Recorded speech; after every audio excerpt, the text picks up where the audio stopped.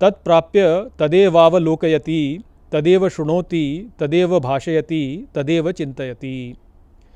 नमस्कार मित्रों, ये जो सूत्र है ये नारद भक्ति सूत्रों का 55वां सूत्र है, जिसे हम आज गहराई से समझेंगे। तो आइए सबसे पहले इसके अर्थ को समझते हैं। तो जो सूत्र कहता है तत्प्राप्य तदेवावलोकयति, अर्थात उसको प्राप्त कर उसको ही देखता है। तदेव शृणोति, अर्थात उसको ही सुनता है। तदेव भाषयति, अर्थात उसको ही कहता है। तदेव चिंतयति, अर्थात उसका ही चिंतन करता है। तो यहाँ पर अब नारद मुनि कहते हैं कि उसको प्राप्त करके, अर्थात उसके प्रति भक्ति, उस यानी तत्व यहाँ पे है, ईश्वर से ही इसका अर्थ भी है और उससे भी इसका अर्थ है और भक्ति से भी इसका अर्थ है। तो तीनों अर्थों के रूप में आप समझ सकते हैं कि ईश्वर को या भक्ति को या उसको, अर्थात जो हमारा वास्तविक स्वरूप है, उसको प्राप्त करके व्यक्ति फिर उसको ही देखता है, उसको ही सुनता है, उसको ही कहता है और उसका ही चिंतन करता है। अर्थात व्यक्ति जो है वह उस ही में गुंध जाता है, वह अन्य किसी का चिंतन करता ही नहीं, अन्य किसी से उसका संबंध रहता ही नहीं। तो भक्ति की यही विलक्षणता है, आप कह सकते हैं कि भक्ति का यह ही लाभ है कि ये जो है ये हमारी सद्गति को अत्यंत सुगम कर देती है। तो हम अभी ये समझ रहे हैं, जैसे जैसे हमने कठोपनिषद में भी समझा है और हमने अष्टावक्र गीता में भी समझा और हमने प्रहलाद उपदेश में भी समझा है कि योग है हमारे मन की जो सभी संकल्प होते हैं उनका रुक जाना, या हमारे इंद्रियों का स्थिर हो जाना, या हमारे मन की गति का ठहराव हो जाना, विचारों का न उठना, यह ही योग है।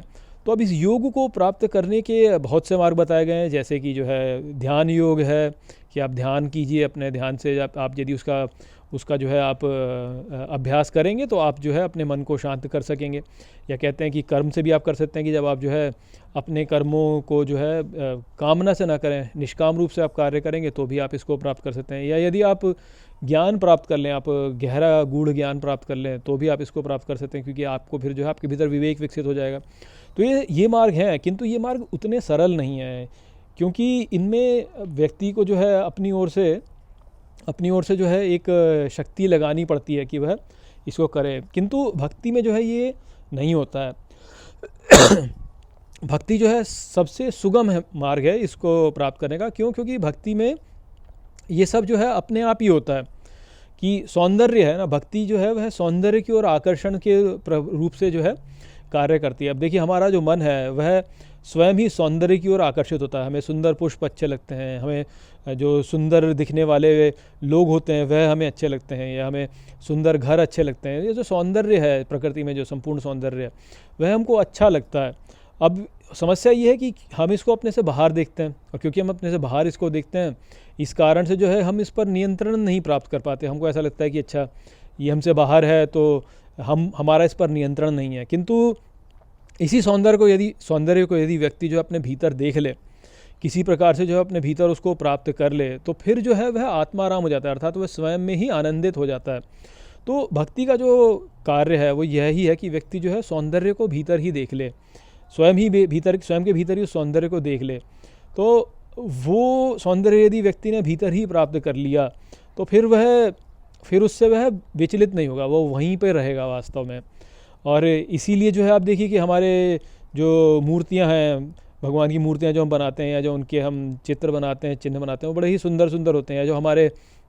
जो हमारे ग्रंथ हैं उनमें जिस प्रकार से जो है उनकी कथाओं का बोला जाता है वो बड़े ही सुंदर है, या उनका विवरण जिस प्रकार से बोला जाता है बहुत ही सुंदर है। तो ईश्वर का सौंदर्य जो है वह इन ग्रंथों में या इन जो काव्य हैं उनमें हमें दिया गया है। अब यदि व्यक्ति इनमें प्रवृत्त होकर के उस सौंदर्य को अपने भीतर से ही उजागर कर सके, रूप ध्यान करे, या अपने मन में जो है एक चित्र बनाए, जैसे कहते हैं ना कि वो जो ईश्वर का जो स्वरूप है उसको स्वयं के भीतर निर्मित करना है, कलाकार के रूप में आप अपने मन में यदि उसे निर्मित करें तो फिर आप उसको देख करके उससे ही जो है आप रस को प्राप्त कर सकते हैं। और यदि आप उस रस को वहीं पर प्राप्त करेंगे तो आपको बाहर आने की आवश्यकता ही नहीं है। तो इसलिए भक्ति का रस जो होता है वो इस प्रकार से बहुत ही सहज बना देता है। यदि आप ध्यान करते हैं तो ध्यान में जो है आपको निरंतर जो है एक आपको प्रयास करना पड़ेगा कि आपका मन विकर्षित ना हो, आपका मन जो है विक्षिप्त ना हो, इधर उधर बाहर ना जाए, तो निरंतर आपको उसको वहीं रखना पड़ेगा। तो उसमें एक प्रयास लगता है।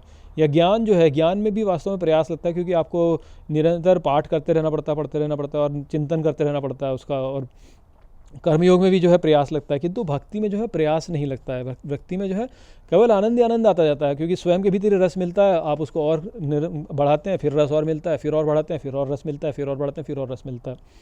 तो वास्तव में होता क्या है कि जो व्यक्ति अन्य मार्गों से भी आते हैं वह अंततः इसी की ओर चले जाते हैं, क्योंकि यह ही तो है, यही तो वास्तविक आनंद प्राप्त होता है, वो जो रस व्यक्ति प्राप्त करता है। क्योंकि जो ज्ञान का रस है या जो ध्यान का रस है वह वर्धमान नहीं है, वो वैसा का वैसा ही रहता है। जैसे आप सुषुप्ति में जो है जैसे स्थिर रहते हैं वैसे ही रहते हैं, तो वो वर्धमान नहीं है, उसमें कोई बढ़ोतरी नहीं होती है।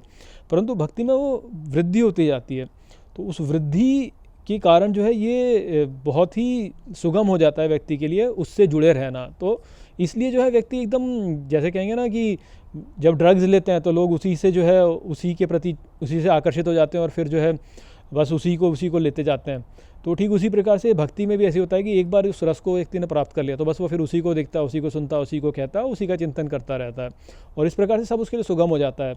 और वैसे तो जो दूसरे अन्य मादक पदार्थ हैं उनकी मादकता जो है वह तो हमारे लिए हमें जो है कष्ट देती है या हमारी दुर्गति करती है, किंतु भक्ति के द्वारा ऐसा नहीं होता है। भक्ति के द्वारा वास्तव में हमारी और ऊंची गति होती चली जाती है।